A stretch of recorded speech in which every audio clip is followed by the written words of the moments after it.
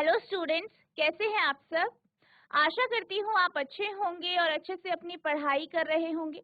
मैं मोनिका रावत आपका स्वागत करती हूँ आईसीटी वर्चुअल क्लासरूम देहरादून में। बच्चों, आज हम क्लास 12th का जो आपका सब्जेक्ट है फिजिक्स, उसके ओ लैब की क्लास को कंटिन्यू करेंगे। तो बच्चों, आज हम आपका जो अगला एक्सपेरिमेंट है यानी तीसरा एक्सपेरिमेंट उसे स्टार्ट करने जा रहे हैं, जो है आपका meter bridge law of combination of resistor. तो बच्चों, जैसे कि आप जानते हैं, पिछले लेक्चर में हमने मीटर ब्रिज का ही एक्सपेरिमेंट देखा, जिसमें हमने जो रेजिस्टेंस वायर है उसकी रेजिस्टेंस को निकाला। ठीक है। तो हम क्या करेंगे, हम कॉम्बिनेशन ऑफ रेजिस्टर्स की बात करेंगे। तो बच्चों, अब हम चलते हैं अपने स्मार्ट बोर्ड। तो बच्चों, आज का हमारा जो एक्सपेरिमेंट है वो है law of combination of resistor, यानी मीटर ब्रिज में हम बात करेंगे law of combination of resistor. तो सबसे पहले हम थ्योरी देख लेते हैं इस एक्सपेरिमेंट की। ठीक है। तो जैसे कि हमारा पिछला एक्सपेरिमेंट था जिसमें हमने रेजिस्टर वायर की रेजिस्टेंस निकाली थी, यहाँ लॉ ऑफ कॉम्बिनेशन के बारे में बात करेंगे। ठीक है। तो हम सबसे पहले हमारा जो ऑब्जेक्टिव है, उद्देश्य है, उसकी बात कर लेते हैं। To verify the law of resistance in series and parallel, यानी सीरीज और पैरेलल में श्रेणीबद्ध तरीके से और समानांतर रूप में रेजिस्टेंस यानी प्रतिरोधों को जोड़ा गया है, और इस एक्सपेरिमेंट के माध्यम से हम लॉ ऑफ रेजिस्टेंस यानी प्रतिरोधों के नियमों को सिद्ध करेंगे। ठीक है। तो यहाँ पर कॉम्बिनेशन सीरीज में भी होगा और पैरेलल में भी होगा, यानी श्रेणीबद्ध तरीके से भी होगा और समानांतर रूप में भी होगा। सबसे पहले हम थ्योरी की बात करते हैं। तो थ्योरी जो है उसमें सबसे पहले है मीटर ब्रिज। मीटर ब्रिज क्या है, इसकी हम बात, आपको यहाँ फिगर में दिख रहा होगा मीटर ब्रिज। ठीक है। तो आप देख सकते हैं एक लकड़ी का जो है टुकड़ा है, फट्टा है, उसके ऊपर जो है आपके जो कॉन्स्टेंट है, ठीक है, उसकी उसकी प्लेट्स जो है यहाँ पे लगाई गई। ठीक है। मेटल की बेसिकली प्लेट है ये लगाई गई हैं, और यहाँ पे आपको दिख रहा होगा। ठीक है। ये मेटल की प्लेट्स हैं, आप देख सकते हैं, ये देखिए, ये मेटल की प्लेट्स हैं, और यहाँ पे जो है एक तार लगाई गई। ठीक है। जिसकी लेंथ है 1 मीटर, इसकी लंबाई 1 मीटर। ठीक है। तो मीटर ब्रिज क्या है, बेसिकली एक वुडन ब्लॉक के ऊपर जो है मेटल की स्ट्रिप लगाई गई है, जिसमें बीच में एक तार लगाई गई। ये क्या है आपका मीटर ब्रिज, और ये व्हीटस्टोन ब्रिज की तरह कार्य करता है। यानी जब आप इसमें कनेक्शंस करते हैं, जैसे हमने पिछले एक्सपेरिमेंट में देखा, तो ये किसकी तरह कार्य करता है, एक व्हीटस्टोन ब्रिज की तरह, उसी के प्रिंसिपल पर ये कार्य करता है। Meter bridge, the meter bridge consists of a 1 meter long wire of uniform cross sectional area fixed on a wooden block। यानी मीटर ब्रिज क्या होता है, मीटर ब्रिज में एक मीटर लंबी तार होती है, जिसका जिसका क्या होता है, क्रॉस सेक्शनल एरिया या जिसकी मोटाई एक जैसी होती है। ठीक है। और इसे एक वुडन ब्लॉक पे, लकड़ी के ब्लॉक पे फिक्स किया जाता है, लगाया जाता है। A scale is attached to the block। इस ब्लॉक के साथ एक स्केल भी लगाया होता है, यानी जो तार है, तार के पास आपको एक स्केल भी दिखाई देती है। Two gaps are formed on it using thick metal strips in order to make the wheatstone bridge। अब क्या किया जाता है, ये जो 2 गैप है, ठीक है, यहाँ पे क्या किया जाता है, 2 गैप लगाकर, और बीच में क्या किया जाता है, मेटल की जो है स्ट्रिप लगाई जाती है। ठीक है। मेटल की स्ट्रिप इस तरीके से लगाई जाती है, और यहाँ पे बीच में थोड़ा थोड़ा जो है छोटे छोटे गैप छोड़े जाते हैं, ताकि हम यहाँ पे व्हीटस्टोन ब्रिज बना सके। ठीक है। The terminal B between the gaps is used to connect galvanometer and jockey.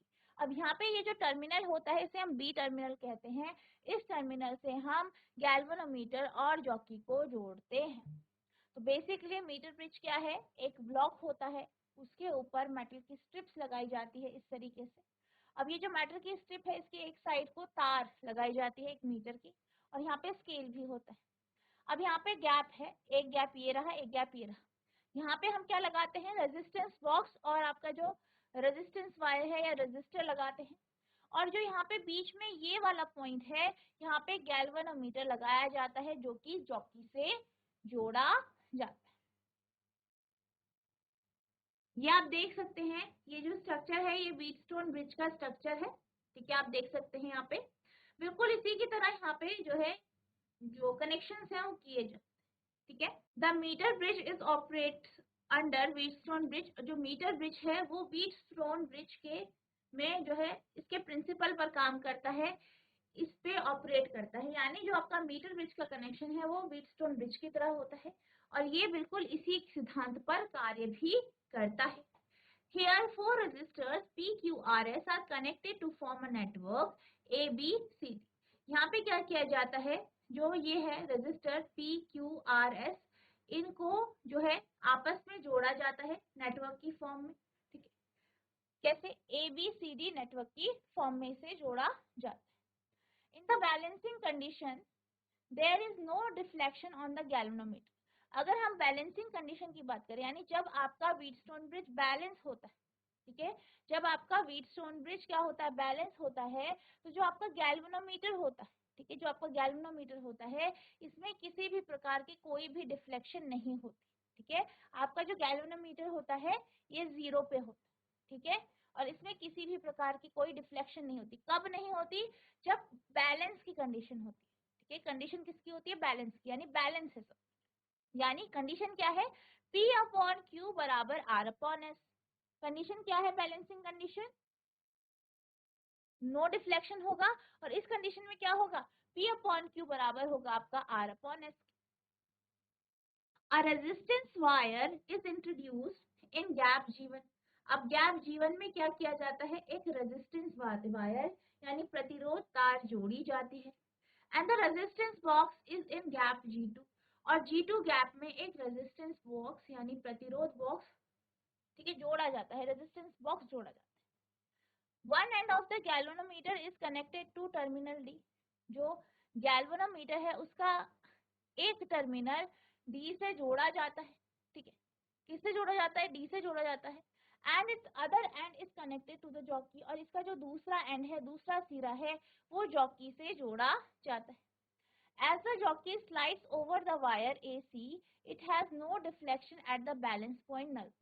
अब क्या होता है कि जॉकी जो है, जॉकी को जो है तार, जो AC तार है वहां पे स्लाइड किया जाता है, और वो पॉइंट जहाँ पे डिफ्लेक्शन नहीं होता है, जहाँ पे आपका गैल्वेनोमीटर 0 शो करता है, उसे हम बैलेंसिंग पॉइंट कहते हैं। बेसिकली क्या होता है, यहाँ पे हम G1 में एक लगा रहे हैं, G1 पे क्या हो रहा है, एक रेजिस्टर लगा रहे हैं, और G2 पे क्या लगा रहे हैं? Resistance box. रेजिस्टेंस दिया जा रहा है, चौकी को तार पे, इस तार पे स्लाइड किया जा रहा है, और तब तक किया जा रहा है, उस पॉइंट तक किया जा रहा है जहाँ पे जो डिफ्लेक्शन हो वो 0 हो। फिर क्या होता है?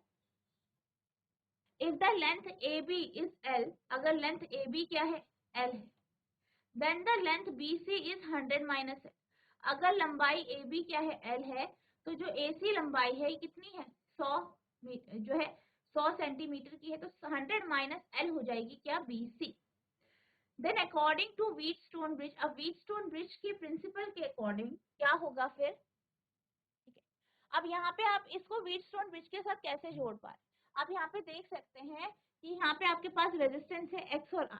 ठीक है, बीच में गैल्वेनोमीटर है, और ये गैल्वेनोमीटर क्या हो रहा है, यहाँ पे B पॉइंट पे बैलेंस की कंडीशन दिखा रहा है। तो यहाँ पे जो आपका रेजिस्टेंस है वो X R है, और यहाँ पे L और X 100 माइनस L।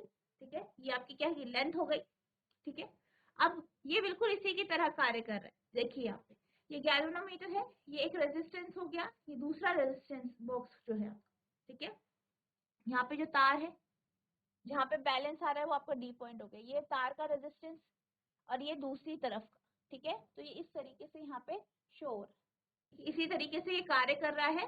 और फिर ये जो है व्हीटस्टोन के प्रिंसिपल का जो है उसके हिसाब से जो इसका जो रेशियो हो जाएगा, यहाँ पे जो लेंथ है AB और BC की जो लेंथ है, इनका जो अनुपात है वो X और R के रेजिस्टेंस के अनुपात के बराबर हो जाए। ठीक है, according to Wheatstone bridge X upon R equals to L upon 100 minus L। ठीक है, तो व्हीटस्टोन ब्रिज का जो प्रिंसिपल है उसके अकॉर्डिंग जो रेशियो है x अपॉन आर ये बराबर हो जाएगा L upon 100 minus L। Now the unknown resistance can be calculated as, अगर हम अननोन रेजिस्टेंस की बात करें उसे आप कैसे कैलकुलेट कर सकते हैं, इसी फॉर्मूले से x बराबर आर एल अपॉन 100 माइनस है, ठीक है। यहाँ पे क्या है x अपॉन आर बराबर L अपॉन 100 माइनस L है, तो यहाँ पे क्या हो जाएगा x बराबर R L upon 100 minus L हो। रजिस्टर्स इन सीरीज यानी जब रजिस्टर श्रेणीबद्ध तरीके से जुड़े हों, ठीक है। When two or more resistors are connected such a way that one end of one resistor is connected to the starting end of the other, then the circuit is called series circuit. अब जब हम resistors को series में connect होने की बात करते हैं तो इसका अर्थ क्या होता है, इसका अर्थ है कि जो पहला रेजिस्टर है उसका दूसरा सिरा दूसरे रेजिस्टर के पहले सिरे से जुड़ा है, दूसरे रेजिस्टर का दूसरा सिरा तीसरे रेजिस्टर के पहले सिरे से जुड़ा है, तीसरे रेजिस्टर का दूसरा सिरा चौथे रेजिस्टर के पहले सिरे से जुड़ा है। तो इस तरीके से क्या होता है, कनेक्शन होते हैं सीरीज में। पहले का दूसरा पॉइंट दूसरे के पहले पॉइंट से जुड़ा है, दूसरे के दूसरा पॉइंट तीसरे के पहले पॉइंट से जुड़ा है, तीसरे का दूसरा पॉइंट चौथे के पहले पॉइंट से जुड़ा है। तो इस तरीके से कनेक्शंस होते हैं, ठीक है। तो यहाँ पे सीरीज में क्या होता है कि पहले का एक एंड दूसरे के स्टार्टिंग एंड से जुड़ जाता है, ठीक है। कुछ इस तरीके से जैसे कि आप यहाँ पे फिगर में देख सकते हैं। When the two resistors X1 and X2 are connected in series in a circuit, the current I pass through each circuit is six. अब जैसे कि जब हम क्लास 10th में आपने पढ़ा होगा कि जब हम बात करते हैं सीरीज कनेक्शन, तो हमने क्या पढ़ा था, हमने ये पढ़ा था कि जब भी रेजिस्टर्स या प्रतिरोध जो हैं वो आपस में जोड़े जाते हैं, जब आप प्रतिरोधों को आपस में जोड़ते हैं, ठीक है, तो क्या होता है, अगर आप सीरीज में जोड़ते हैं तो उनसे जो करंट पास होती है वो बराबर होती है। यानी अगर आई करंट पास हो रही है तो पहले रजिस्टर से भी आई करंट पास होगी, दूसरे से भी आई, तीसरे से भी आई, चौथे से भी आई, यानी सारे रजिस्टर से सारे प्रतिरोधकों से बराबर करंट पास होती है। तो यहाँ पे भी जब आप दो रजिस्टर्स को दो प्रतिरोधों को आपस में सीरीज में जोड़ते हैं, श्रेणीबद्ध तरीके से जोड़ते हैं, तो जो करंट इससे पास होती है वो सेम होती है यानी बराबर होती है, ठीक है, बराबर होती है, सेम होती है, ठीक है। यानी x1 से अगर I करंट पास होगी तो x2 से भी I करंट ही पास। अब अगर हम बात करें ओम्स लॉ की, ओम के नियम की, तो ओम के नियम के अनुसार क्या होता है, V बराबर IR होता है, ये आपने पढ़ा, ठीक है। अब यहाँ पे अगर हम ओम का नियम देखें तो ओम के नियम के अनुसार जो है, जो X1 रजिस्टर है, यहाँ पे जो पोटेंशियल डिफरेंस होगा, विभवांतर होगा, वो V1 होगा। तो यानी यहाँ पे V1 की वैल्यू क्या होगी, I इंटू X1। इसी तरीके से V2 की वैल्यू क्या होगी, I इंटू X2, ठीक है। V1 V2 क्या है, पोटेंशियल डिफरेंस है, विभवांतर है। तो V1 का क्या होगी वैल्यू, I इंटू X1, और V2 की क्या होगी, I into X2। Let Xs be the effective resistance of two resistors in series and be the potential difference across the end। अब अगर हम Xs को क्या मान ले, इफेक्टिव रेजिस्टेंस मान ले, यानी टोटल रेजिस्टेंस जो है, प्रभावी प्रतिरोध जो है, अगर Xs माने तो जो दो रेजिस्टर हैं जो कि सीरीज में जुड़े हैं, ठीक है, जो कि सीरीज में जुड़े हैं, श्रेणीबद्ध तरीके से जुड़े हैं, तो उनके बीच में या उसके दो पॉइंटों के बीच में जो विभव अंतर होगा यानी पोटेंशियल डिफरेंस होगा वो V होगा, ठीक है। तो V क्या होगा, V बराबर V1 प्लस V2, ठीक है। आप देख सकते हैं V बराबर V1 प्लस V2 होगा अगर दो रजिस्टर आपस में एक साथ जोड़े हैं, ठीक है, कुछ इस तरीके से जैसे कि आप फिगर में देख रहे हैं। और अगर हम इसके दो पॉइंट ले लें, ठीक है, मान लीजिए हमने दो पॉइंट ले लिया, एक पॉइंट इधर पे है आपका, ठीक है, और एक यहाँ पे ले लेते हैं। तो यहाँ पे अगर हम मान लें कि टोटल क्या है, V वोल्टेज है इस दोनों कॉम्बिनेशन के साथ, तो V बराबर कितना होगा, V1 प्लस V2, ठीक है। अब V कितना होगा, I इंटू एक्सेस, ठीक है। तो यहाँ पे x1 प्लस x2 जो है ये बराबर एक्सेस के होगा, यानी जो इफेक्टिव रेजिस्टेंस है उसके बराबर होगा। तो यहाँ पे जो v होगा तो v बराबर हो जाएगा I इंटू एक्सेस। ठीक है, एक्सेस क्या है, इफेक्टिव रेजिस्टेंस है या टोटल रेजिस्टेंस। ठीक है, अब v बराबर I इंटू एक्सेस है, तो v की जगह I इंटू एक्सेस हो जाएगा। v1 कितना होगा, I इंटू x1। ठीक है, तो I into x1 plus v2 कितना होगा, I इंटू x2। ठीक है, तो आप I इंटू x2 लिख लेंगे। अब जो राइट साइड है यहाँ पे I क्या हो जाएगा, कॉमन हो जाएगा। ठीक है, यहाँ पे I कॉमन हो जाएगा, I आप बाहर ले लेंगे, x1 प्लस x2 यानी I x s equals to I x1 plus x2। ठीक है, यानी x equals to x1 plus x2, यानी एक्सेस कितना आया, इफेक्टिव रेजिस्टेंस कितना आया, दोनों का योग। ठीक है, दोनों रेजिस्टर्स का योग, उसके प्रतिरोधकों का योग, प्रतिरोधकों के प्रतिरोध का योग आप। ठीक है, जैसे कि आप यहाँ पे देख सकते हैं,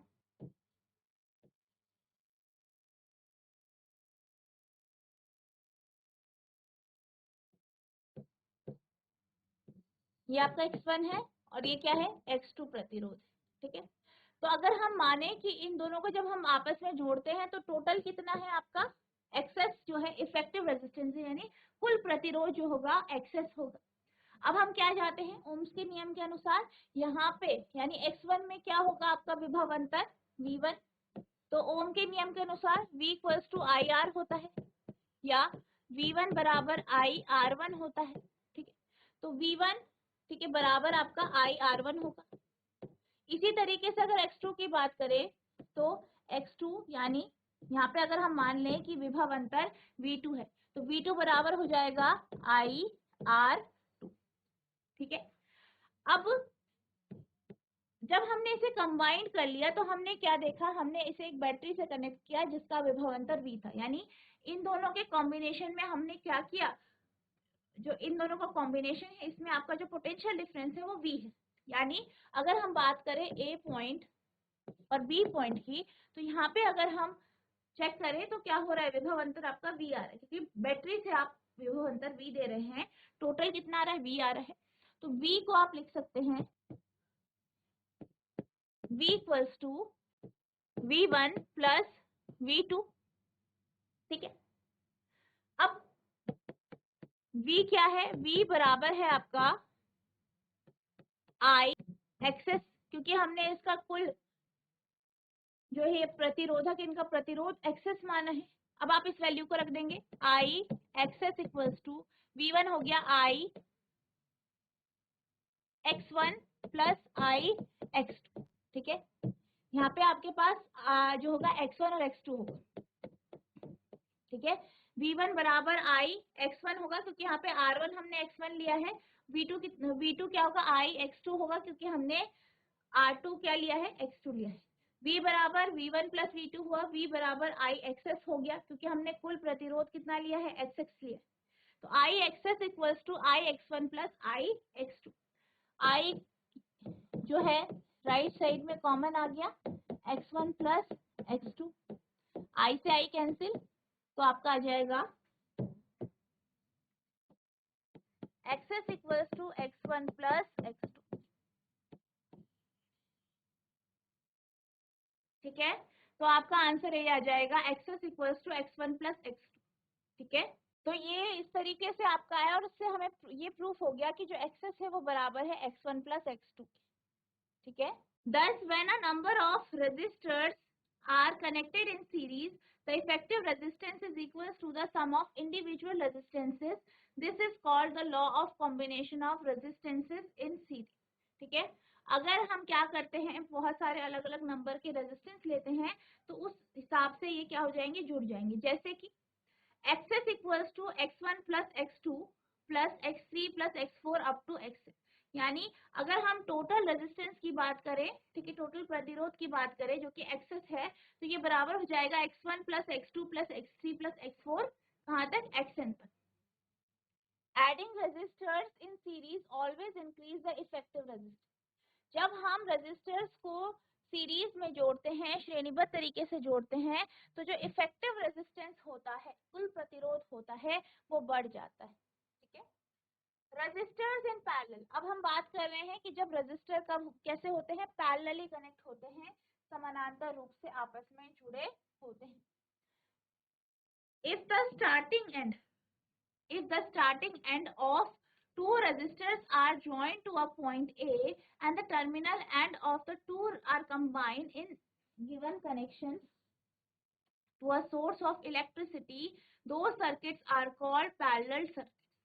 अब पैरेलल सर्किट क्या होता है, आपके जो दो रेजिस्टर्स हैं, ठीक है, उनका जो एक सिरा है, पहला सिरा है, वो आपस में जुड़े और जो दूसरा सिरा है वो आपस में जुड़ता है, तो दो रेजिस्टर आपके पैरेलली कनेक्ट होते हैं, यानी समानांतर रूप से जुड़े होते हैं। इसी तरीके से अगर दो से ज्यादा रेजिस्टर है, मान लीजिए 3 रेजिस्टर हैं, उनका जो पहला सिरा है वो आपस में जुड़ा हो और जो दूसरा सिरा है वो आपस में जुड़ा हो, तो ये चारों के चारों जो रेजिस्टर हैं या प्रतिरोधक हैं वो क्या होते हैं, पैरेलली जुड़े हो, ठीक है, समानांतर रूप से जुड़े। When the two resistors X1 and X2 are connected in parallel in a circuit, the potential difference across X1 and X2 are the same. ठीक है, जब X1 और X2 जो रेजिस्टर हैं इनको आपस में जोड़ा जाता है, ठीक है, आपस में इस तरीके से जोड़ा जाता है जैसे कि आप फिगर में देख सकते हैं, तो हम ये कह सकते हैं कि ये पैरेलली कनेक्ट है। आप यहाँ पे देख सकते हैं X1 का जो पहला जो स्टार्टिंग पॉइंट है या जो पहला सिरा है वो X2 के पहले सिरे से जुड़ा है, X1 का जो दूसरा सिरा है वो X2 के दूसरे सिरे से जुड़ा, ठीक है। अब यहाँ पे जो कॉन्सेप्ट यहाँ पे यूज हो रहा है वो क्या है, जैसे कि आपने पढ़ा है क्लास 10th में, ये आपने देखा है कि जब दो रेजिस्टर्स को आपस में समानांतर रूप से जोड़ा जाता है तो उनका पोटेंशियल डिफरेंस यानी X1 और X2 का जो पोटेंशियल डिफरेंस होगा, विभव अंतर होगा, वो बराबर होगा। लेकिन जब करंट की बात करते हैं तो करंट जो है बढ़ेगी, यानी एक I1 करंट X1 से जाएगी तो I2 करंट या I माइनस I1 करंट जो है X2 से जो है प्रवाहित होगी, ठीक है। इसी कॉन्सेप्ट के साथ हम क्या करेंगे, इसके लिए इसका जो है फॉर्मूला देखेंगे। तो IP बराबर I1 प्लस I2 होगा, क्योंकि क्या होगा, जो आपका करंट है वो क्या हो रहा है, बढ़ रहा है, तो I बराबर I1 प्लस I2। IP कितना है, V अपॉन XP। XP हमने क्या माना है, इनका जो है इफेक्टिव रेजिस्टेंस, कुल प्रतिरोध। X1 पहले का है, X2 दूसरे का है, ठीक है। तो V upon XP equal to V upon X1 plus V upon X2, यानी 1 अपॉन XP बराबर 1 upon X1 plus 1 upon X2, ठीक। अब इसी तरीके से अगर n रेजिस्टर्स को जोड़ा जाए तो n रेजिस्टर्स को अगर आपस में जोड़ा जाता है जिसकी रेजिस्टेंस या प्रतिरोध अलग अलग है, तो फॉर्मूला आपका हो जाता है 1 अपॉन XP बराबर 1 upon X1 plus 1 upon X2 plus 1 upon X3 plus 1 upon X4, कहाँ तक, XN तक, ठीक है। अब हम देख लेते हैं किस तरीके से आया। एक आपका रजिस्टर ये है, दूसरा रजिस्टर ये है, ठीक है, X1 X2, इसको क्या किया गया, बैटरी से जोड़ा गया।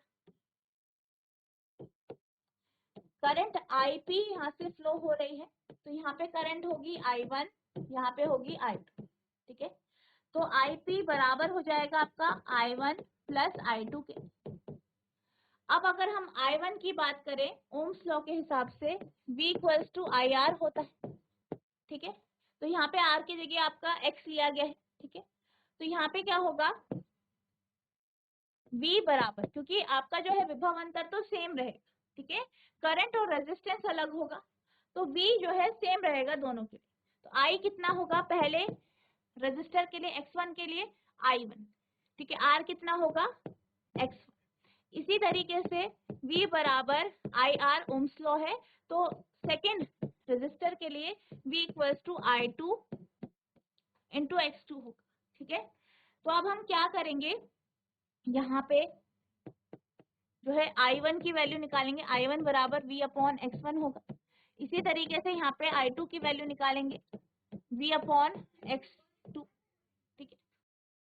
तो बच्चों जैसे कि आप जानते हैं, हमने क्या देखा कि जो IP है वो बराबर है I1 प्लस I2 के। अब IP जो है वो हमारा क्या है, V अपॉन XP, हमने ओम के नियम से देखा। इसी तरीके से I1 क्या है, V अपॉन X1, और I2 कितना है, V अपॉन X2। और जो है सारा V क्यों है, क्योंकि आपने ये पढ़ा है क्लास 10th में कि जब पैरेलल कनेक्शन होते हैं, यानी जब आप प्रतिरोधों को समानांतर रूप से जोड़ते हैं, तो दोनों प्रतिरोध या जितने भी आपने प्रतिरोध जोड़े हैं उनके अक्रॉस जो वोल्टेज होती है वो सेम होती है। ठीक है, तो हम क्या करेंगे, इन वैल्यूज को इस पे रख देंगे, यानी जो आपकी इक्वेशन 1 है। तो आपके पास क्या आएगा, V अपॉन XP बराबर V upon X1 plus V upon X2। ठीक है, तो आप इसको लिख सकते हैं फिर V अपॉन XP बराबर V कॉमन आ जाएगा 1 upon X1 plus 1 upon X2। तो V से V कैंसिल हो जाएगा, यानी 1 अपॉन XP बराबर 1 upon X1 plus 1 upon X2।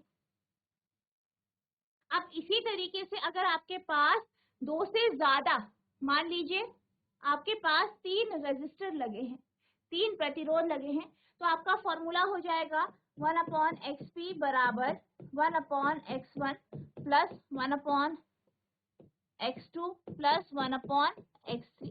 किसके लिए, फॉर 3 रेजिस्टर।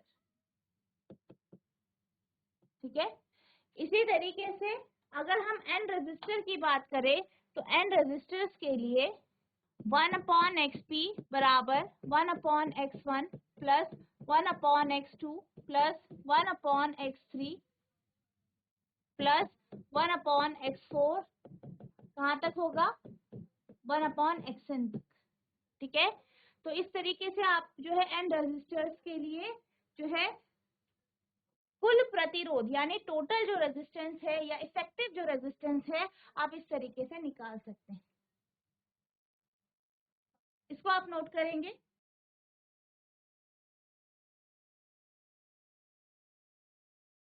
तो बच्चों आज हमने जो आपका एक्सपेरिमेंट है मीटर ब्रिज का, जिसमें हम कॉम्बिनेशन ऑफ रेजिस्टर्स के बारे में डिस्कस कर रहे थे, उसकी हमने थ्योरी और प्रोसीजर को पढ़ा, समझा। आई होप आपको ये जिसकी थ्योरी है वो अच्छे से समझ में आई होगी। नेक्स्ट लेक्चर में हम इसका प्रोसीजर भी देखेंगे, साथ ही साथ सिमुलेटर के माध्यम से आप इसे किस तरीके से परफॉर्म करेंगे ये भी जानेंगे। तो बच्चों आज के लिए बस इतना ही, मिलते हैं अब नेक्स्ट सेशन में, तब तक के लिए thank you and have a nice.